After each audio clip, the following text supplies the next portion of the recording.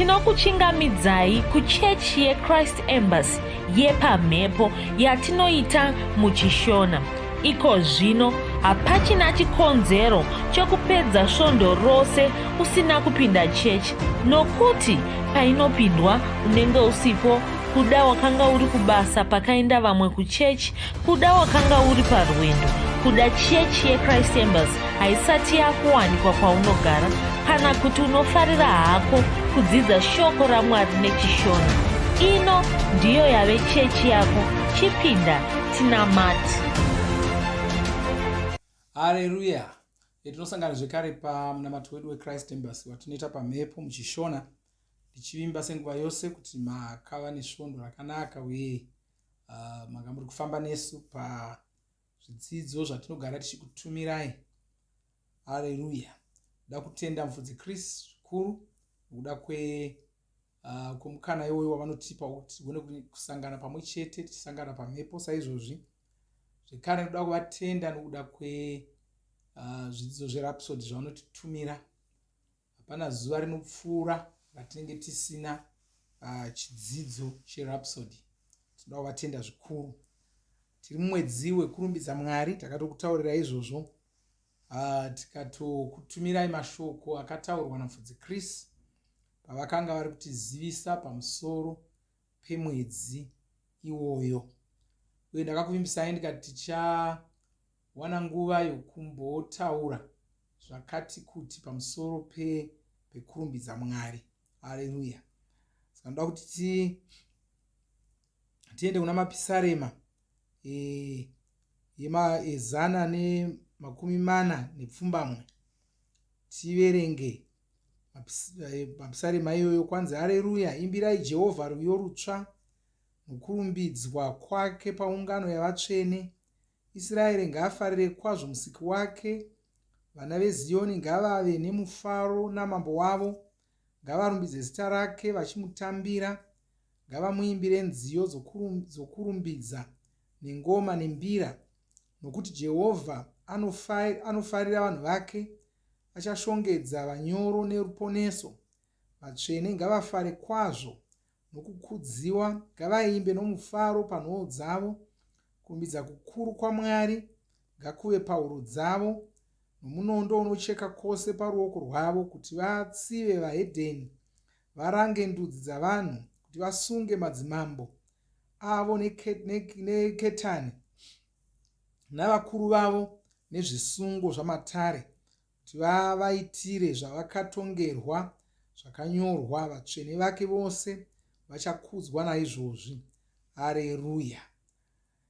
Ndogona kutarira kuda ndima 2 dzokutanga kana 3 dzokutanga nerimwe bhaibheri rechishona zvekare. Kwanzi rumbidzai Jehovha, imbirai Jehovha rwiyo rutsva, rumbidzo yake paungano yavatsvene. Israeri ngaafarire muiti wavo. Vanhu veZioni ngavafarire mambo wavo. Haleluya. Aya ndiDhavhidhi ari kunyora mapisarema kana madetembo rokurumbidza Mwari. Saka ndokwanzi imbirai Jehovha rwiyo rutsva. Haleluya. Kwai rumbidzai Jehovha, imbirai Jehovha rwiyo rutsva. Haleluya. Mona mufudzi Chris vanga vari kutidzidzisa zvakawanda pamusoro pekurumbidza Mwari, chidzidzisa zvakawanda pamusoro pekuimbira Mwari. Vane zvizhinji zvavakashandura. Ndozvatichange tichitarisa mumasvondo ewanaya omwedzi uno, tichitarisa zvinhu izvozvo zvavakatidzidzisa, zvavakasimbisa, zvavakatizivisa kuti tinofanira kuita patinenge tichirumbidza Mwari. Chimwe chacho chavakataura, kwanzi tinofanira kuimbira Jehovha nziyo tsva. Patinoverenga mubhaibheri pane nzvimbo dzakawanda, iyi ndeimwe yacho yataverenga.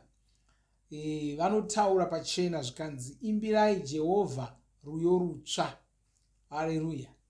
Saka ibasa redu, tinofanira kuimbira Jehovha rwiyo rutsva. Kana manga muri kuverenga zvidzidzo zverapsodi zvandinokutumirai zuva rimwe nerimwe, tinotone nechimwe chidzidzo chatakatumirwa namufudzi Chris vachibata nyaya iyoyo. Pose panotaurwa pamusoro pokuimbira Jehovha mubhaibheri, nzvimbo dzakawanda wanda kunenge kuchinzi imbirai Jehovha rwiyo rutsva. Ndinoziva tinofarira kuimba nziyo dzekare dzatakakura tichinzwa kana kuti dzinotirangaridza kwakawanda wanda kana kudii, asi ndoda kuti uzive chinhu ichi zvichibva mushoko raMwari. Mwari vanoda kuti vaimbire nziyo tsva. Haleluya. Uye mukateerera nyangwe nguva yedu yokurumbidza, nyangwe pamunamato yeunoyu, muchaona kuti taane nziyo tsva dzataakuimba. Hatichisiri kuimba dzimwe dzekare dzataiimba dziya. Asi mumwe angabvunza achiti ko zvakashatei ndikangoimba hangu kambo kekare kana kudii? Hazvina kunzi usaimba kambo kekare, asi Mwari ndo vari kuti ndirumbidzewo nenziyo tsva.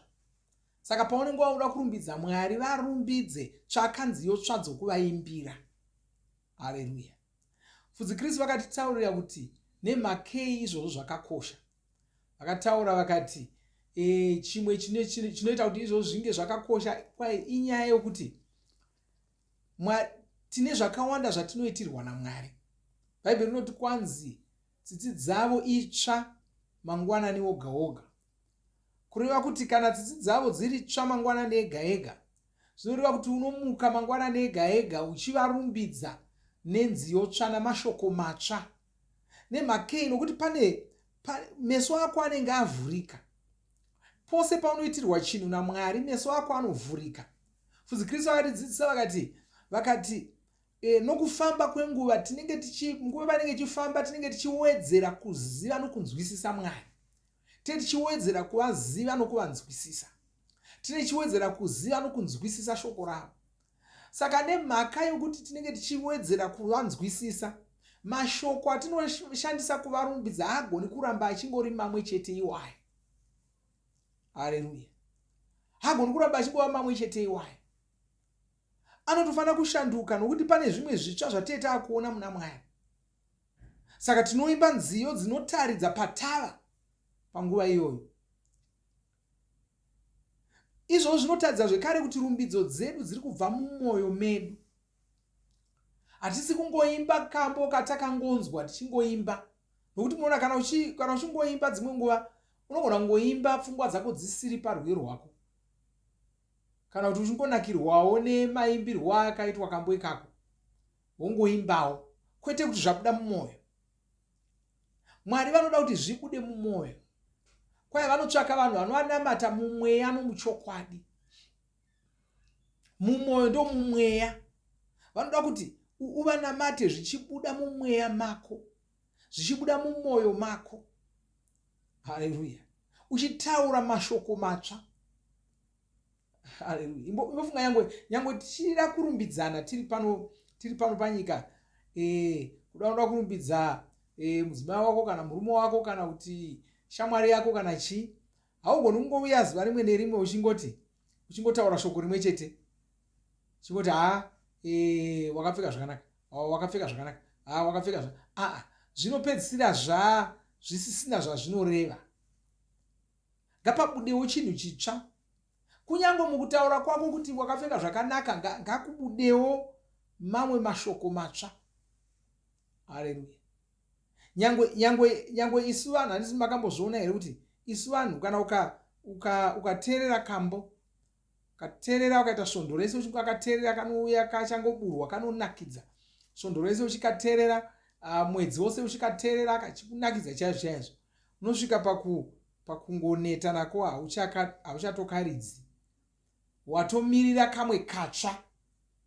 Mwari vakatisika nemufananidzo wavo. Tine zvinhu zvatinoita zvinotoredzera maitiro aMwari. Saka naivo vanoda nziyo tsva. Haleluya. Asi ungabvunza ndodziwanepi? Ndatokutaurirai. Chaona kuti pamunamato yedu ipapapa pane nziyo tsva. Nokuti seshumiro tatova nenziyo tsva dzakawanda dzakaburwa. Haleluya. Dzimwe dzacho dzakaburwa nechirungu, dziri kuiswa muchishona, dziri kupindurudzwa. Vemarudzi akawanda wanda vari kudzipindurudza muzvirudzi zvavo tichiimba nziyo tsva. Haleluya. Iwe uri pauri papo unogona kutotanga kako kambo katsva. Kuda unenge wafara, wanzwa kufarira Jehovha, wanzwa kufarira Mwari, unogona kungotangawo kambo katsva, kwai imbirai Jehovha nziyo tsva. Saka mukurumbidza kwedu ngatidzidze izvozvo. Uye muchaona kuti patichapinda mwedzi wachikumi, mufudzi Kristu vakativimbisa vakati mwedzi wachikumi mwedzi watichange tichinamata, asi kunamata kwedu kunenge kuri kurumbidza kunyanya.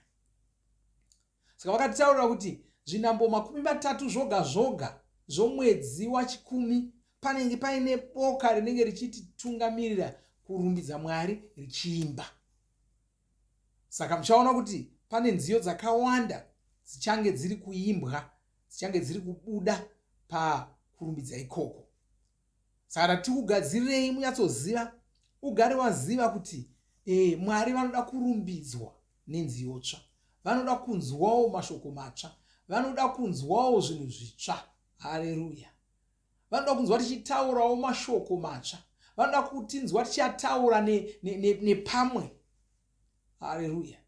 Tichitaura nezveminana yavo nepamwe, tichiita sevanhu vakunzwisisa shoko raMwari. Uye zvandataura izvozvo kuti nokufamba kwenguva tinenge tichiwedzera kunzwisisa shoko raMwari, tichirinzwisisa zvakajeka. Izvozvo zvinofanira kukuudza chimwe chinhu. Zvinofanira kukuudza kuti tinotori nedzimwe nziyo dzataisiimba kare, dzakanga dzisina kunyatsoimbwa zvakanaka mashoko adzo, nokuti tanga tisati tava noruzivo rwatava narwo iko zvino rweshoko raMwari. Saka unofanira kupangwarira ipapo. Saka usangoti ndo kambo kandakakura ndichimba, usangoti ndo kambo kandakanzwa pakaparidzwa pavhuserere randakaponeswa. Usangomirana ipapo. Dzimwe nziyo dzacho mashoko adzo akatorasika. Nemhaka yokuti pataidzimba pacho tine zvimwe zvinhu zveshoko raMwari zvatanga tisati tajekerwa nazvo. Tine zvimwe zvinhu zveshoko raMwari zvatanga tisati taziva. Saka maimbiro atinoita anofanira kutaridza ruzivo rwatava narwo. Iko zvino ruzivo rwatava narwo nhasi rwasiyana nerwataiva narwo gore rapera, makore 2 apfuura, makore 10 apfuura, makore 20 apfuura. Zvasiyana. Haleluya. Uye zvakare usangoti ini ndinofarira kambo himu yakati ndo inondiitira. Iko zvino ndambonodzokerera utarire kudai, unoona kuti pane zvimwe zvakanyorwa mukambo ikakako zvisingafambirani neshoko raMwari semanzwisisiro ataakuita iko zvino. Haleluya. Uye Mwari havagumi kudzidzwa. Haugoni kuti ndadzidza Mwari zvakwana. Zuva rimwe nerimwe, nguva imwe neimwe tinenge tichiwana zvimwe zvinhu zvitsva zvatanga tisingazivi pamusoro pavo. Kwai mazano avo haungaateti ukaapedza. Haleluya. Saka ndo zvinotituma izvozvo kuti tinge tine mashoko matsva, nziyo tsva dzokuvarumbidza nadzo zuva rimwe nerimwe, nguva imwe neimwe. Saka patinorumbidza Mwari, tichiimbira Mwari, ngativaimbire nziyo itsva. Haleluya. Ngatingorumbidza Mwari kozvo tichitenda Mwari, tichivhara saizvozvi. Vanoda kutenda nezita raJesu Kristu. Ndopambiri kuzita renyu, ndopakudzo kwamuri. Makanaka, muri mutsvene, hapana wakaita semi. Ndinokutendai nokuda kunaka kwenyu, nokuda kwenyasha dzenyu. Ndinokutendai nokuda kwoutsvene hwenyu. Ndinokutendai nokuti makatiita vanhu verudzi rwenyu. Ndinokutendai makatiita vanhu veropa renyu, vanhu vasingarwari, vanhu vasingakurirwi, vanhu vasingakundikani muzita raJesu Kristu, vanhu vasingakurirwi nezvinhu zvenyika ino. Tinokutendai, tinokurumbidzai. Ndimi Mwari vakanaka, Mwari vakatinakira. Tinopambiri kwamuri, ndonyengeterera muno mumwe wanamata neni pamunamato iyi pazuva ranhasi, ndichimuropafadza, tichaona maropafadzo pamusoro poupenyu hwake. Ndinodzingira kure kubva paari zvirwere zvose, matenda, marwadzo, ndinoadzinga nezita raJesu Kristu, ndichirayira kuporeswa kwenyama yake muzita ramambo Jesu Kristu. Baba, ndinokutendai, ndokurumbidzai. Amen. Haleluya. Amen. Hatisati tapedza, toda kuti tipinde zvakare munguva yokurumbidza Mwari, tigozovhara mushure maizvozvo. sangana zvekare musvondo rinouya tichiwedzera kudzidza pamusoro pekurumbidza Mwari. Haleluya. Mwari vakuropafadzei. Amen.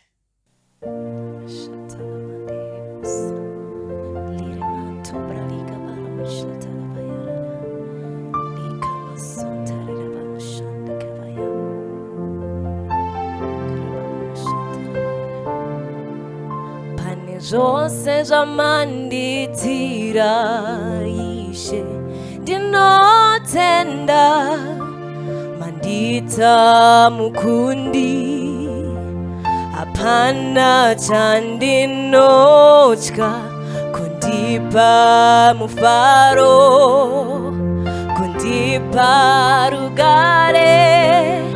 Pane zvose zvamanditira Ishe ndinotenda, mandita mukundi, hapana chandinotya, kundipa rufaro, kundipa rugare. Ndinokutenda Ishe, hakuna mumwe wakaita semi. Ndinokutenda Ishe, hakuna mumwe wakaita semi.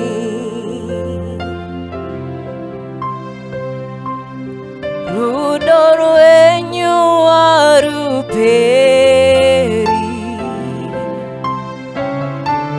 munondikonera nguva dzose.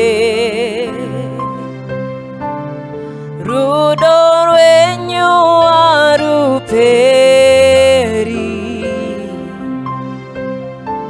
munondikonera nguva dzose.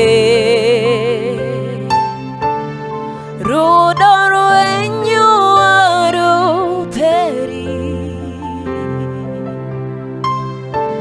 munondikonera nguva dzose. Rudo rwenyu haruperi, munondikonera nguva dzose.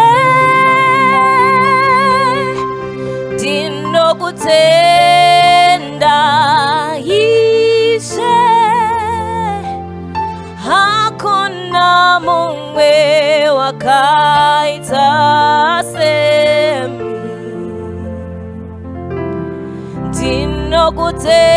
Ndinokutenda Ishe, hakuna mumwe wakaita semi. Ndinokutenda Ishe, hakuna mumwe wakaita semi.